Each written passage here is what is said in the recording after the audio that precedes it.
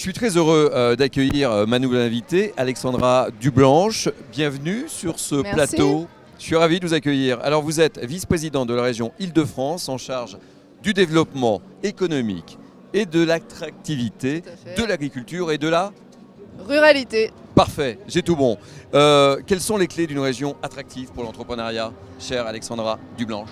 Alors déjà, on est une région attractive, on est la première région économique d'Europe, on est la première région en termes de dépenses en recherche et développement, donc on a un écosystème très très riche dans cette région capitale, mais il ne faut pas s'appuyer sur nos lauriers. Et donc nous, notre rôle avec Valérie Pécresse à la région Île-de-France, c'est de faire en sorte que cet écosystème s'enrichisse encore davantage.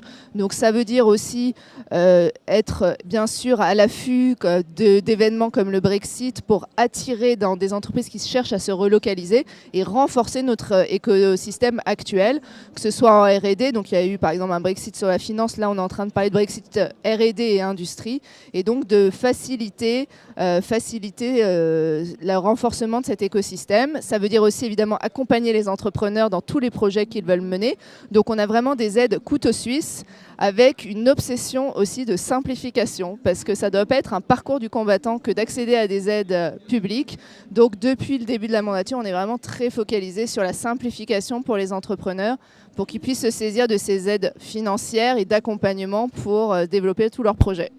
Alors Alexandra Dublanche, entre la transition digitale, les nouvelles technologies, la révolution du numérique, comment vous pouvez développer un contexte favorable à l'émergence de tous ces nouveaux secteurs, je dirais? Alors nous, l'Île-de-France, c'est la moitié à peu près de l'emploi numérique en France et la moitié de l'intelligence artificielle. Donc on a une double responsabilité.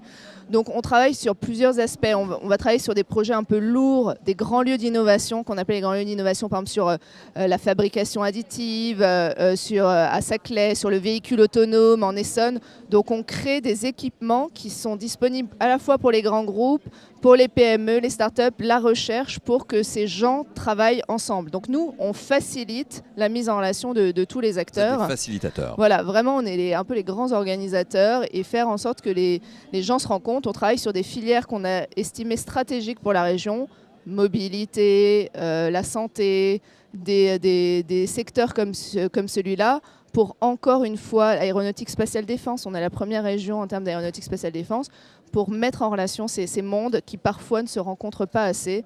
Donc ça, c'est vraiment ce qu'on estime, nous, à notre rôle et là où on a le plus d'impact. En quoi c'était important pour vous d'être présent aujourd'hui? Alors déjà, on travaille extrêmement bien avec la BPI, puisqu'on est partenaire dans tout un tas de dispositifs qu'on a sur des accélérateurs industriels, sur l'aide à l'innovation. Donc bien sûr, voilà, c'était un grand plaisir pour moi d'être là aujourd'hui et pour aussi redire à nos entrepreneurs tout ce qui existe pour les aider. Parfois, on a des entrepreneurs qui se disent « j'ai pas le temps, je n'ose pas », etc. Or, ça peut vraiment être un coup de pouce, voire beaucoup davantage, pour vraiment se développer et créer de l'emploi et de la croissance en Île-de-France, qui est évidemment notre objectif avec la présidente. Comment sentez-vous cette édition? On attend 45 000 personnes. Comment, pardon? On attend 45 000 personnes. Comment sentez-vous cette édition de BIG? C'est formidable. Moi, ça fait plusieurs éditions que je fais, donc à chaque fois, ça prend de l'ampleur et je m'en réjouis évidemment, parce que ça prouve qu'il y a des forces vives dans ce pays, évidemment, et dans notre région. Et donc ça, on peut que s'en réjouir, puisque c'est eux qui font la croissance et l'emploi et fait que notre société se porte mieux. Eh bien, Alexandra Dublanche, merci. Merci J'étais ravi de vous accueillir. De même, merci beaucoup.